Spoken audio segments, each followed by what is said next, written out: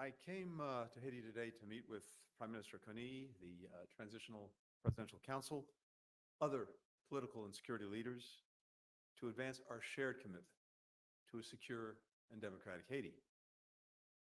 Back in March, we were with CARICOM leaders and other critical stakeholders, Haitians and other partners from beyond the region, in Kingston, Jamaica, to rally regional support for a Haitian-led political transition.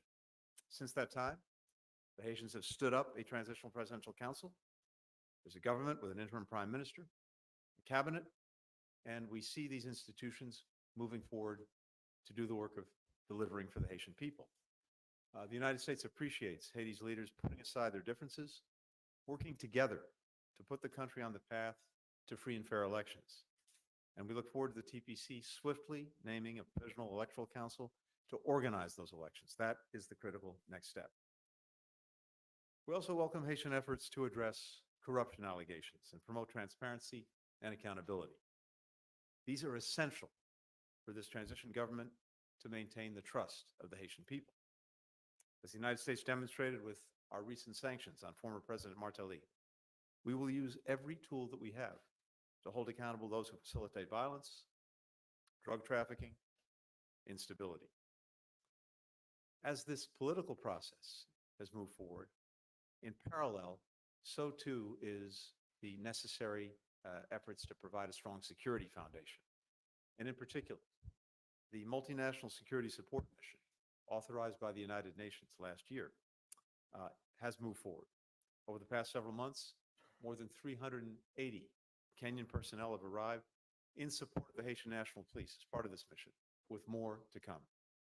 In recent weeks, the MSS with the Haitian National Police has increased joint operations, taking the fight to the gangs and delivering a powerful message. The Haitian people, not Haitian gangs, will write the country's future. As a result, the airports reopened, commercial flights have resumed, allowing goods to enter the country.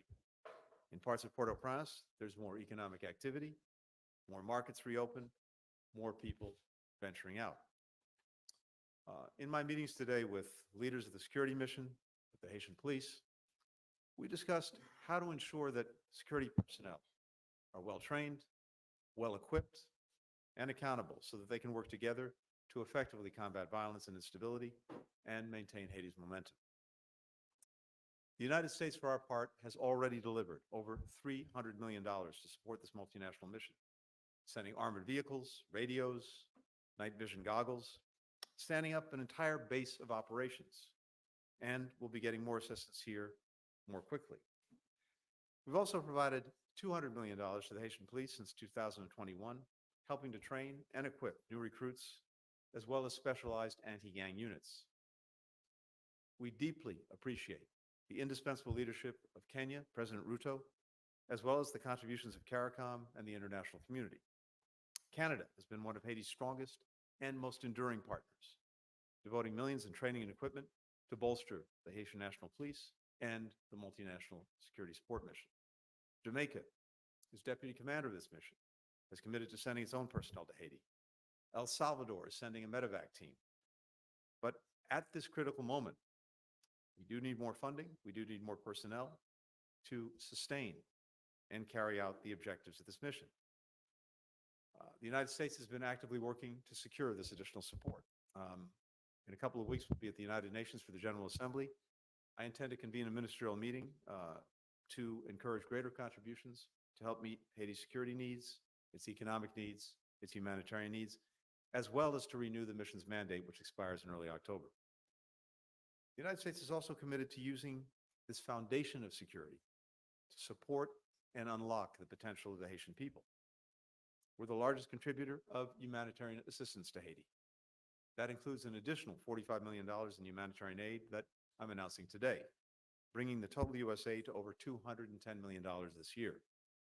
That means more food, more water, more sanitation, more health and support services for 1.5 million more Haitians. In the long term, the United States is working to return Haiti to the path of growth and opportunity, including through a whole-of-government strategy that the United States and Haitian stakeholders have developed to prevent conflict, and promote stability here in Haiti. We're particularly focused in shoring up the apparel sector, which constitutes a quarter of Haiti's GDP, 90% of its exports, and employs tens of thousands of Haitians.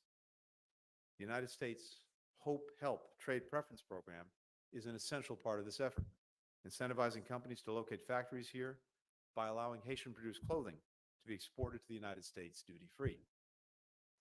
This critical legislation expires next year, so we're working with our Congress to quickly reauthorize it.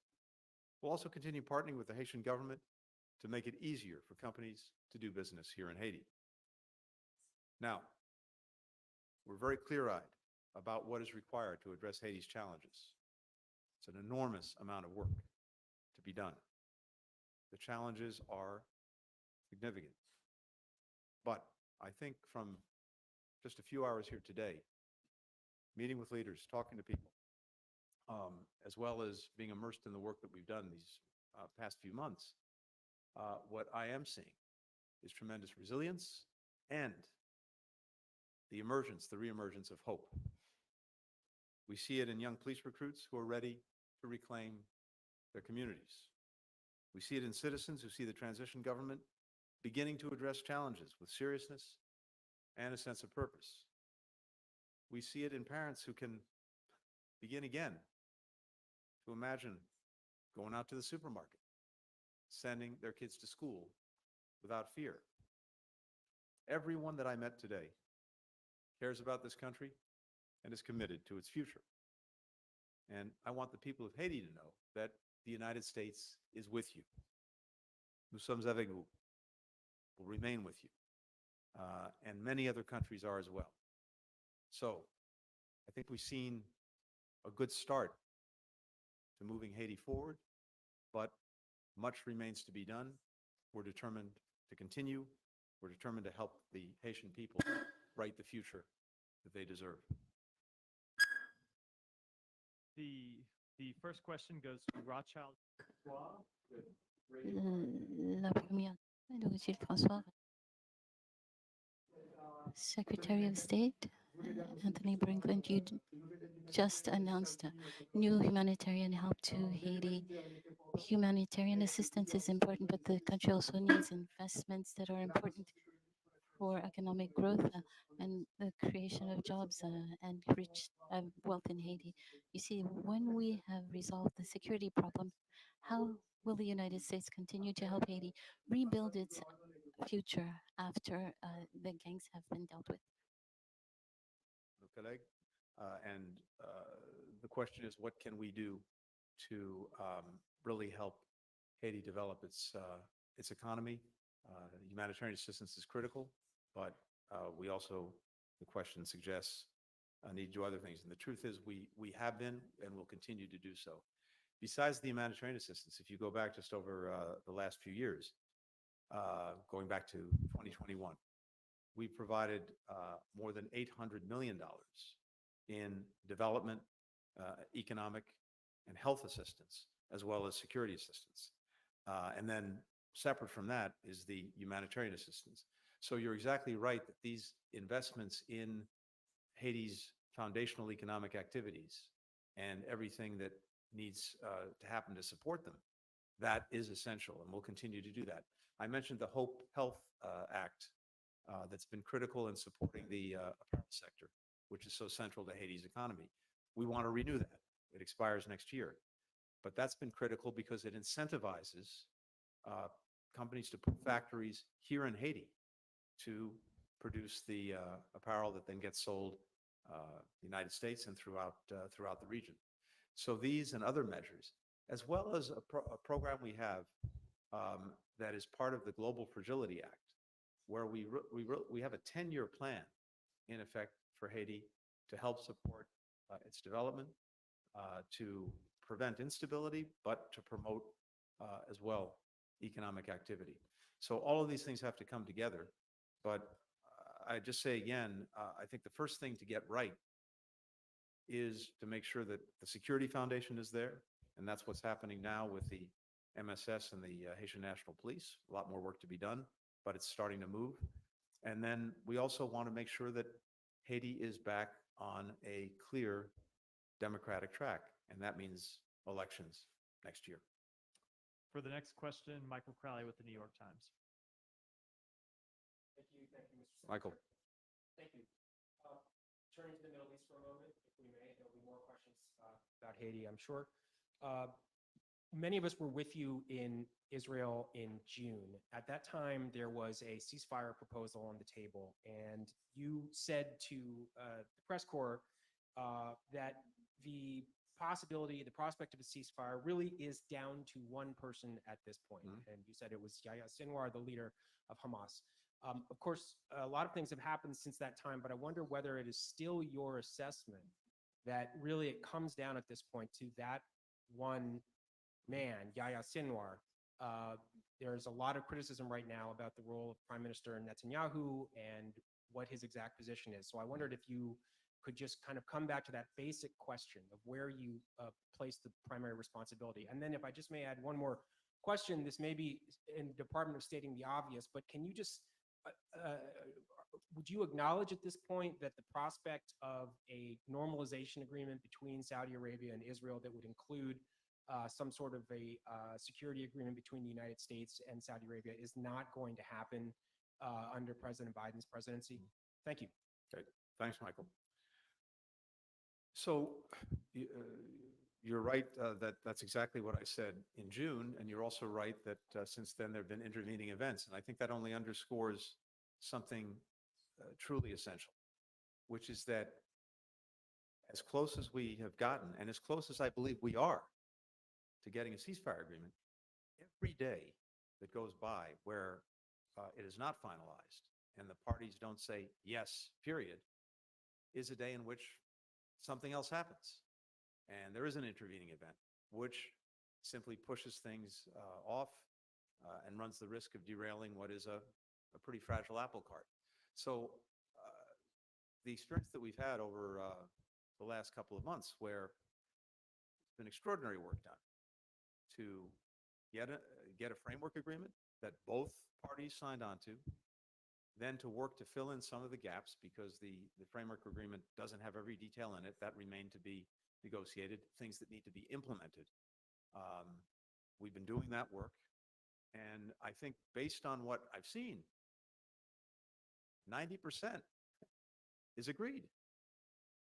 But there are a few critical issues that remain where we need to be able to get agreement, and they really go to how certain aspects of the agreement would be implemented. And I think much of this has been discussed in recent days, including the Philadelphia corridor, including some of the how hostages and prisoners are exchanged. So that remains, but pretty much everything else is there. So at this point, it seems to me that it's really incumbent on both parties to get to yes on these remaining issues. And we're in very active discussions with, first of all, with our partners in this effort, Egypt and Qatar. And I expect in the coming days, we will share with Israel, and they'll share with Hamas our thoughts, the three of us, on exactly how to resolve the remaining outstanding questions. And then it will be time really for the parties to decide yes or no, and then we'll see. As to normalization, Saudi Arabia. No, I don't agree with the premise of the question, or at least the statement that it's no longer possible. Now, it's very clear to me from my conversations with Israelis, with Saudis, that both very much would like to pursue this. But there are a couple of requirements for that to happen. Number one is calm in Gaza. So this ceasefire is an essential prerequisite to being able to move forward with normalization. Second, as we've discussed, is a credible pathway for a Palestinian state. A lot of work would have to go into that. But given all the work that we've done, the United States has done, with Saudi Arabia over the last year in terms of what would be required between us, given the fact that both Israel and Saudi Arabia, in conversations with us, have expressed clearly that this is something I'd like to pursue. I think if we can get a ceasefire in Gaza, there remains an opportunity through the balance of this administration to move forward on normalization. Sheila Lewis Joseph with Radio Metropole. Madame Joseph, pardon. Hello, Secretary of State. With the will to transform the MSS in Haiti into a peacekeeping mission, will this not encounter opposition from Russia and China, who have the right to veto? And what will happen after October 2nd, 2024? Now I will answer. First, I think it's important to note that the entire UN Security Council got behind the multinational security support mission. And I think it's because it was clear that that mission is important to the people of Haiti and to the future of this country. It's important to countries throughout the region. And we even see countries well beyond the region making clear the importance that they attach to the mission because they know that restoring security here, taking the streets back from the gangs is critical. So given that, it seems to me the world, including the countries you mentioned, have already demonstrated support. The mission itself needs to be renewed, and that's what we're working on right now. But we also want to make sure that we have something that is reliable, that's sustainable, and we'll look at every option to do that. So a peacekeeping operation would be one such option. I think there are others. We just want to make sure that we have a way to move forward, first renewing the mission, and then making sure we have a way to make it sustainable for the future, because this is going to take some time. The ultimate objective is this, though. It's not an indefinite endeavor. The entire purpose of the mission is first and foremost to regain control from the gangs, but then to enable Haitian institutions, particularly the Haitian National Police, to take this on for themselves. The point is not to have an indefinite international mission here. The point is to help our Haitian colleagues stand strongly on their own 2 feet and to be able to carry this on. But to get to that point, we need some time. So we'll look at the best way to make sure we can sustain this effort. And for the final question, Christina Ruffini with Decision Points. Christina. Very nice to see you. You just said that you need more funding to carry out the objectives of this mission. Why do you think you're not seeing financial commitments from other regional allies like Brazil or Mexico? What do they say to you when you try to engage them on this issue? I know you mentioned you're going to bring it up at the UN. Does the U.S. support an expanded multinational UN peacekeeping mission, or do you think the MSS, where you just were, is sufficient? And based on what you heard today and what we've been discussing, do you think Haiti will be on track to be able to hold elections next year? And if I may, your schedule's been pretty grueling the last year. You've got a young family. If Democrats win in November and you're asked, do you stay on or is it time for a break? Thank you, sir. Thanks, Christina. So, look, there are different kinds of support, each of which is essential. There's money, there's equipment, there's personnel. And we have a number of countries that have already stood up in one or more of those areas to support Haiti and to support the MSS. And I went through a number of them just a short while ago. But we also, I think, want to make sure that the mission has the resources that it needs to do the job as effectively as possible. And so we're looking at additional personnel contributions. Kenya will be coming forward with more, but other countries, some have already agreed to do that. There are others that we want to see if they're willing to participate. Making sure that the financial support is there, including to pay the salaries of the people who are engaged in these missions, that's critical. We have some money in the bank to do that, including through the UN fund that's been established. But as we're projecting out and as we're looking at growing the MSS mission itself, We also have to figure out what's going to be required to pay for that. And I think we're going to need more funding to do that. That's exactly why I'm bringing together colleagues at the UN General Assembly on the margins of that, just to make sure that we are properly resourcing. Now, I think the other thing is success breeds success. So countries are looking at what's happening right now in Haiti. They're looking at what's happened over the last few months. They're looking at the start of this multinational security support mission and whether it's getting results. And I think what they're seeing is it is. Now, again, I'm very clear-eyed about this. This is hard stuff. But we've already seen, thanks to the work of the MSS with supporting the HNP, the Haitian National Police, the airport taken back and reopened, the main hospital in Port-au-Prince taken back, some neighborhoods where there's now economic activity again. And what I heard today, talking to the leaders of the Haitian National Police and the MSS, is a clear plan for what they'll do next. And I think that's going to build on itself. That, in turn, will attract more support. And I hope that by the time, for example, we get to the UN in about 2.5 weeks, there'll be a record of initial success, as well as, again, this plan for going forward, and that will bring in more support. As to my own future, all I'm looking at right now is the balance of this administration in January. And I can tell you from having spent some time over the last week on a bit of a break with my kids, I will relish having a lot more time with them.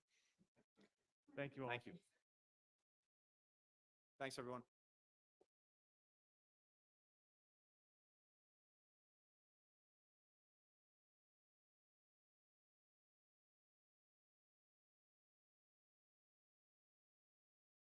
Kamala Harris has been the ultra-liberal driving force behind every... Élection présidentielle américaine yo dwe déroulé dans mois novembre année 2024 là. I know Donald Trump's type. Même genre qu'un pilote moun, li possible pour gen confusion sous système électoral là. Qui sa collège électoral là yé, qui sa qui grand électeur, pour qui ça le possible pour moun qui fait plus voix rive perdre élection. Pour aider aux jeunes réponses à questions sa yo, même Jean ak un pilote, Telegram 360 à Caribbean Television Network à pote pour Electorat. Electorat, c'est une émission cap aider ou bien comprendre système électoral américain. Electorat a passé sur toute plateforme Telegram 360 à Caribbean Television Network. Pas rater, grand rendez-vous ça. Electorat.